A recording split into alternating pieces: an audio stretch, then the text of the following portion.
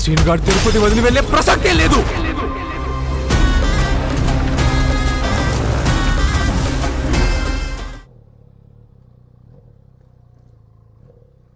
And Jayakrishna fans అందరూ కూడా బిజీగా ఉండే టైం వచ్చేసింది.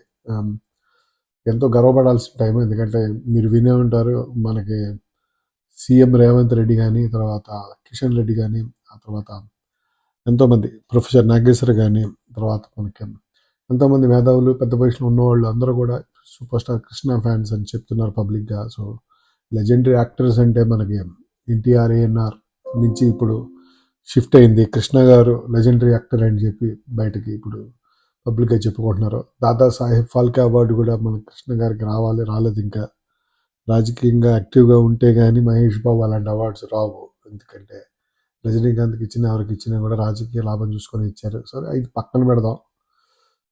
ఇప్పుడు మన శ్రీనివాస్ మంగాపురం సినిమా జూలై 30న రిలీజ్ ప్లాన్ అంటున్నారు. బట్ చూడాలి, ఇంకా ముందులు వస్తే బాగుంటుంది. ఈ స్టోరీ నాకేమర్థమైందంటే, తిరుపతిలో వాసు మంగా ఇద్దరు ఫ్రెండ్స్, రొమాన్స్, మంచి కాన్ఫ్లిక్ట్ ఉంది, స్టాండర్డ్ సెటప్ అనుకోండి. బట్ చూస్తుంటే దడక్ అని ఒక మూవీ వచ్చింది ఆ మధ్య హిందీలో. పేద కుర్రాడు, రిచ్ అమ్మాయి. సో ఆ కాన్ఫ్లిక్ట్. కాకపోతే అజయ్ భూపతి కాబట్టి లోకల్ క్యారెక్టర్స్ బాగా పెడతాడు. అంటే నేటివిటీ ఉన్న క్యారెక్టర్స్ పెడతాడు. ఆ నేటివిటీ క్యారెక్టర్స్లో ఆ టేకింగ్ డిఫరెంట్గా ఉంటుంది. ఇంతకుముందు సినిమాలు చూసాం మనం, RX-100 అని మంగళవారం. సో అవి చాలా క్యూరియాసిటీ క్రియేట్ చేస్తాయి. మంగళవారం ₹10 బడ్జెట్ తోటి ₹100 కలెక్ట్ చేసిన సినిమాలాగా అనిపించింది నాకైతే. అది చూశాను మంచిగా. ఒక భయంకరమైన బ్యాక్డ్రాప్, ఒక సభ్యకరమైన బ్యాక్డ్రాప్ ఉన్న మూవీ, కానీ చాలా ఇంట్రెస్టింగ్గా తీసేటిది. అయితే ఇది కంప్లీట్గా డిఫరెంట్ జోనర్. దీనికి ఇవ్వాల్సిన అటెన్షన్ అండ్ ఫోకస్ ఇస్తున్నాడని తెలిసిపోయింది. అయితే మీరు RX-100 ఏమో రా సెక్సువల్ టెన్షన్ థ్రిల్లర్ మూవీ. అది మంగళవారం మంచి డార్క్ గ్రిప్పింగ్ ఉన్న మూవీ అది. సో అజయ్ భూపతి స్ట్రెంగ్త్ ఏంటి అంటే, ఆయన గ్రిట్టీగా, చాలా ఎమోషనల్గా, వైలెంట్ రూరల్ రొమాన్స్ తీసుకుంటూ వచ్చాడు. సినిమాటోగ్రఫీ అండ్ ఇంటెన్సిటీ బాగుంటుంది ఆయన పిక్చర్లో. సో అది వీక్నెస్ ఏంట్రా అంటే, ఆయన సినిమాల్లో ఇప్పటిదాకా సెకండ్ హాఫ్ లాగ్ అయింది, అది పాయింట్. సో ఈసారి అది కవర్ చేస్తాడేమో చూద్దాం. టీజర్ అయితే నాకు చాలా నచ్చింది. అయితే ఈ సినిమా అఫీషియల్ బడ్జెట్ పబ్లిక్గా చెప్పలేదు, కానీ 35-45 crore రేంజ్లో ఉన్నట్టు చెప్తున్నారు. 40 crore average estimate, fair estimate.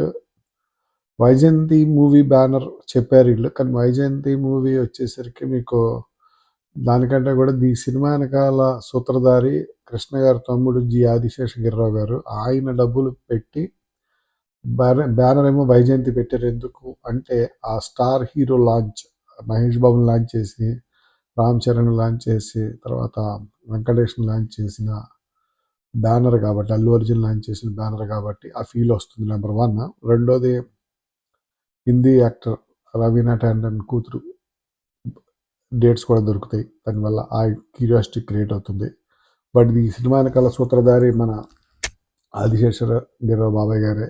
అయితే రెండోది, ఈ సినిమా చూస్తూ ఉంటే ఓపెనింగ్ డేనే మీకు సుమారుగా 6-9 కోట్లు గ్రాస్ ఉండేలా ఉంది లోకల్ టెరిటరీలోనే.